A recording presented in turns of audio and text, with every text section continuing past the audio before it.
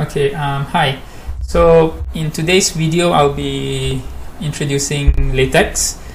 So LaTeX is actually a very popular typesetting program used by many researchers, scientists all over the world. And it is natively supported in Linux, and in order to use it for Windows, you won't be able to use LaTeX per se, but you have to install some programs to make it work. So LaTeX is commonly, if you can see here, is commonly written as capital L, A, L, T, and X, while A and E is small. So that's the style of writing. You have MikTeX, you have text makers, you have leaks. You also have something we call overleaf. So this is where you type online, okay?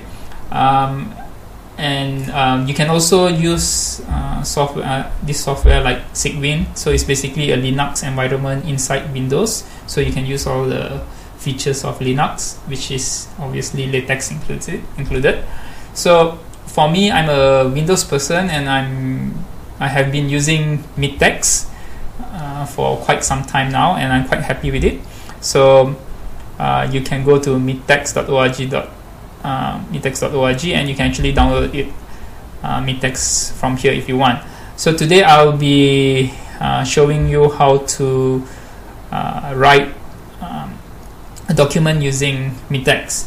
But first of all, the question is, why do we actually want to use MikTeX?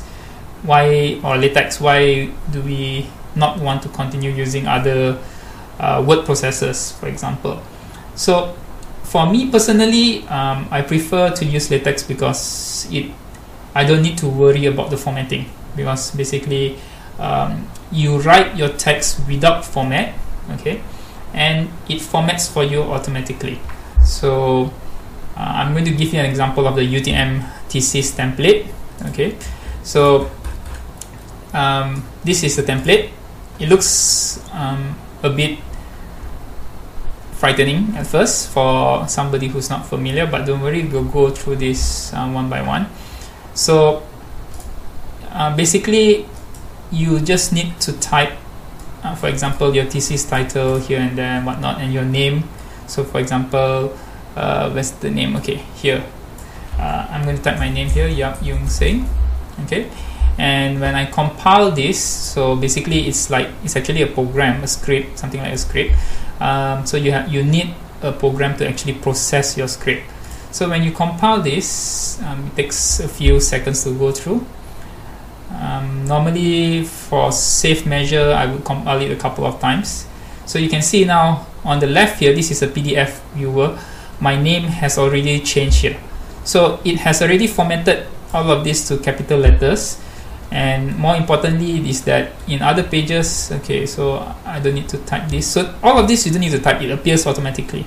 And the supervisor names, if there are 3 supervisors or 4 supervisors, you can include them here. And you see my name is already in this section again. And so here, and also maybe I think that's it. So when you compile, everything will appear formatted.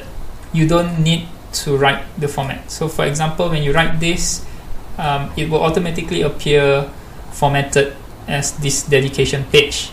Okay, so you don't need to bold it, you don't need to tab it, you don't need to worry about spacing. But if you want to make certain text bold or certain text italic, then yes, you would have to. For example, like here, you have a code to tell it, okay, this is actually italic. So you need to learn the codes. So it's different from other word processors, for example, like Microsoft Word. If you want to bold something, you need to click. So in this case, you need to remember the code, or if you use other environments, other LaTeX environments like the ones shown here, you can still click and whatnot. So there's like a bold button or italic button and whatnot. But I'm just going to focus on this here. Okay, so when you compile as I mentioned, everything will appear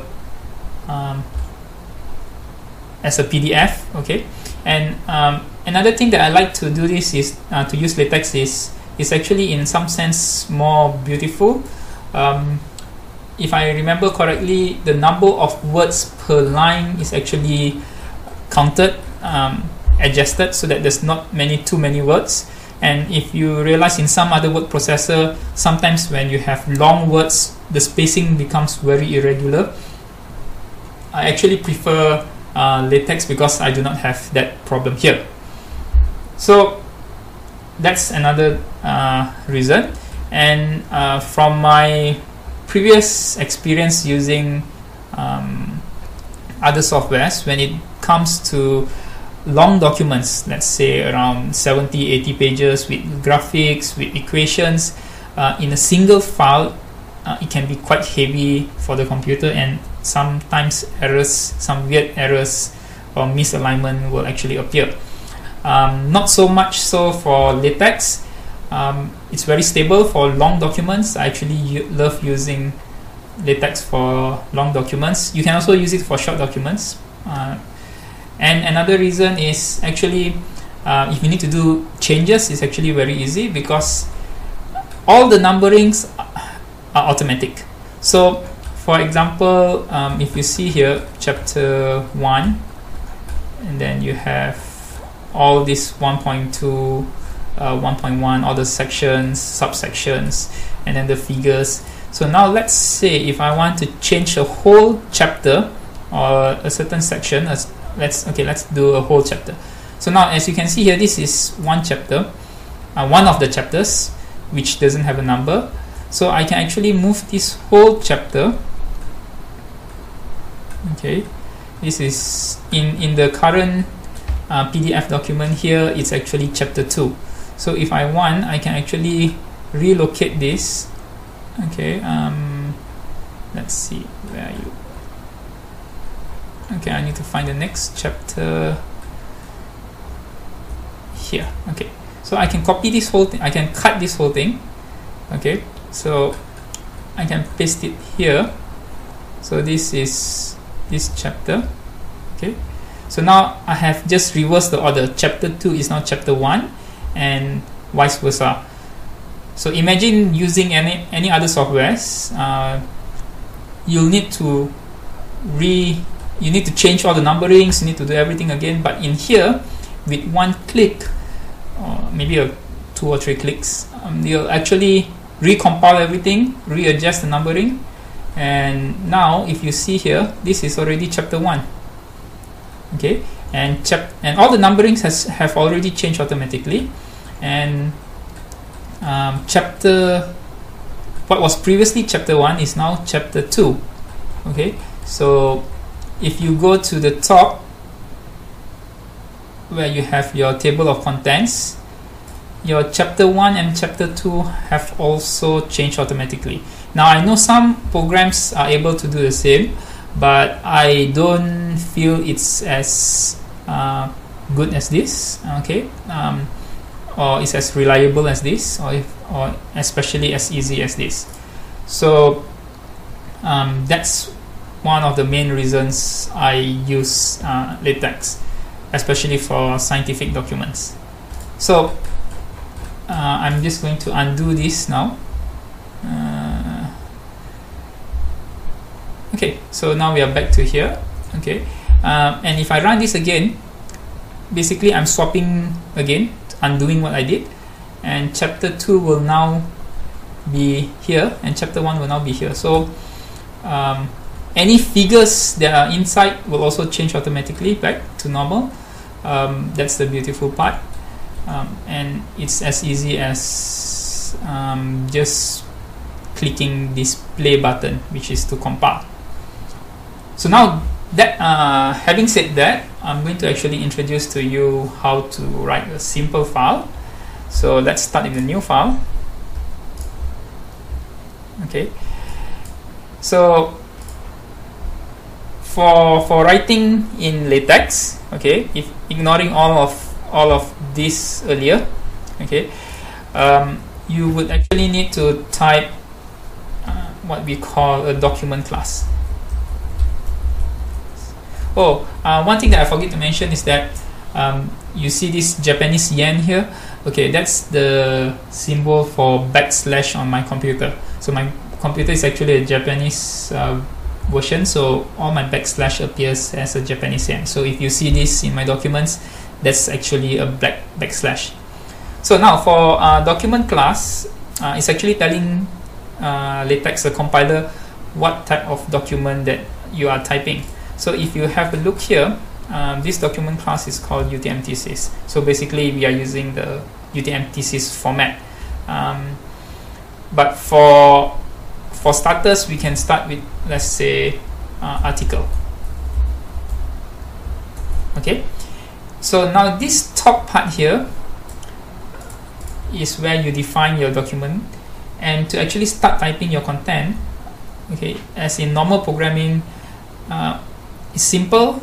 Those who are not familiar with programming, you have a starting syntax and a closing syntax, or a starting symbol and a closing symbol. So for example, we have begin document, and naturally you have end document.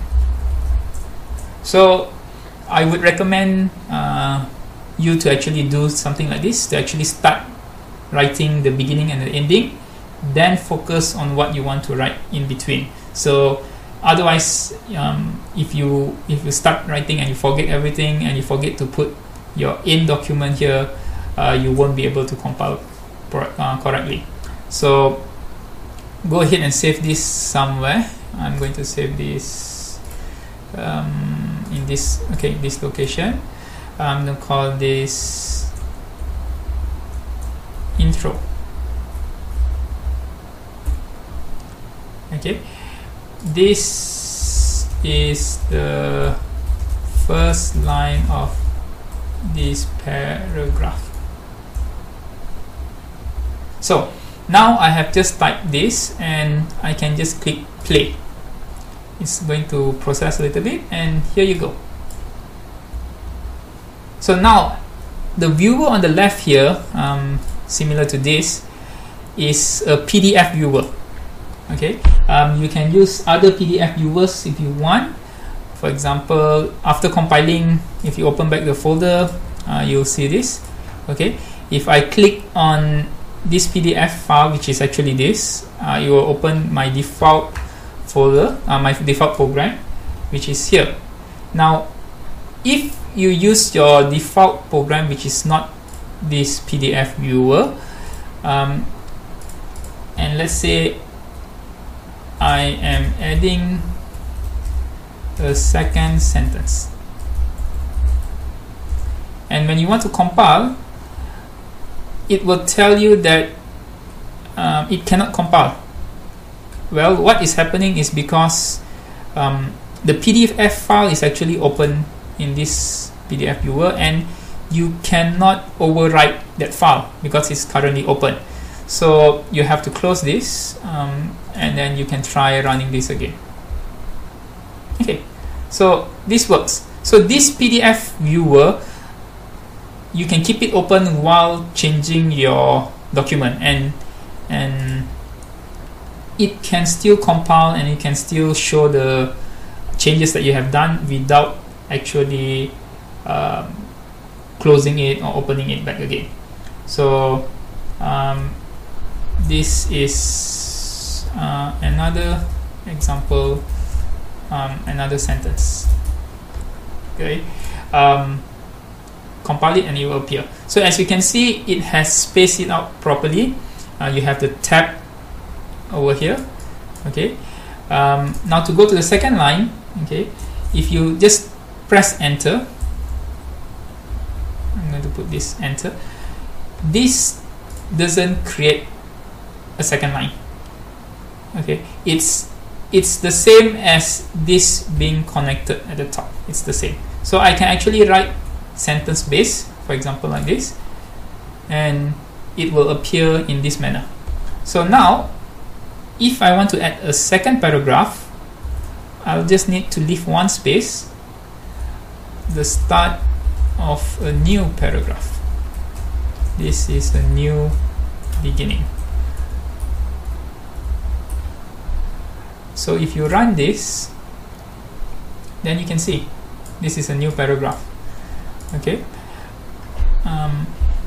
You can also use this symbol,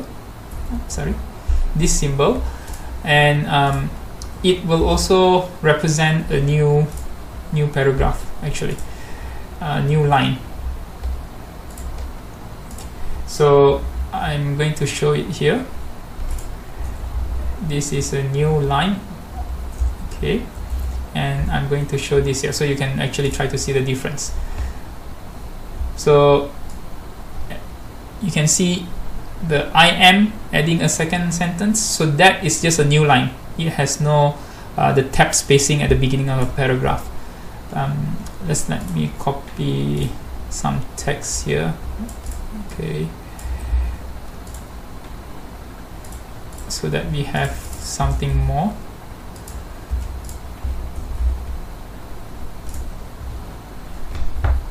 Okay, so as you can see, this first line where we stop here, and then I added this double backslash. So the double backslash creates a new line, whereas single spacing creates a new paragraph. So now this is all fine, but what happens when you want to add certain characters? Because as you know, there are certain characters that we actually use in the program. So for example, this backslash, this curly article, and if you want to add a comment, for example, I'm going to add a comment. A comment starts with this percentage sign. This is a comment. You can put this anywhere, okay. For example, here you can even combine with the previous line. This will not appear in the text, and it doesn't appear. Okay, so what happens if you want the percentage sign? For example, 50% of all apples are red. Don't quote me for that. This is just example. So now if I type this, obviously the everything which is red here will not appear. As you can see here, it's only 50. In order for this to appear, you need to add the backslash, and here you go. So there's a bunch of characters that you cannot use because of this. For example, you have the hashtag sign, the dollar sign. This dollar sign is normally used for equation. The hat sign, so this is actually for other purposes.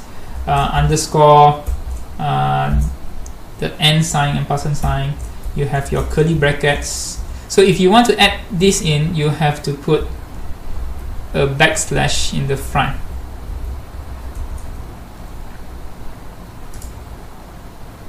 Then these characters will appear. Okay, you can also zoom in.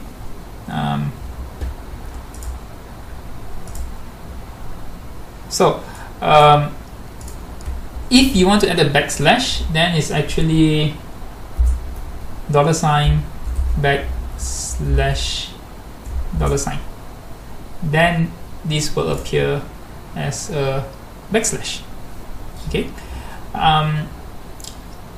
So this is just a simple document. The concept remains the same. If you have an abstract, for example, you have a dedication page. So you have a beginning and you have a closing. So this tells LaTeX that this is a dedication, and you write your dedication here. And if you have an abstract, then you write your abstract here. And for our UTM thesis, you have the Malay version, so it's abstract. Don't write abstract. So abstract is for the English, abstract is for the Malay version. Okay, and anything before begin document right up here, all of this. This section is called the preamble. So this is where you define the document that you're typing. You add information into the document. For example, now this is an article. So let's say if I write as a book, okay, I'm going to compile this. So now this is going to appear as a book. So now you can see there's a page numbering, and then I think you can actually write author YS Yap. So now the author doesn't appear, but you need to put in a few more commands to actually make it for the introduction, the early pages to appear. Now, before we continue on, I would like to actually introduce a very helpful document that I have been using since my student time. So that is this document. Okay, the not so short introduction for LaTeX 2E. So this has always been my go-to document when I want to write something. So everything here is a good introduction. If you follow it step by step, it will tell you all the for example, special characters, and then all the commands. Okay, so for example, it introduced here. So there's actually a command for LaTeX itself. So I can type LaTeX, I think. Let's see. Okay. This is a wrong spelling. So I can stop it. So there's an error just now. So you saw. So you just press the stop sign, and then it will. Okay, here you go. There's an error here. So just press the stop sign. I think this is. Don't remember, but you can have a text which is. Or TX. Okay. So for LaTeX. Okay, then it should be this stop and play. And you should have this, so it appears quite beautifully actually. So you can actually use this. So in order to use the UTM thesis format, you need to go to GitHub. Okay, so it's github.com/UTMThesis. Okay, so that's where you can actually download the template, or the template is actually called class for LaTeX. So this is the class available now. So there's actually 11 release, the latest being version 6.2. So if you click this, then it will download your file, and when you open this, you should be able to find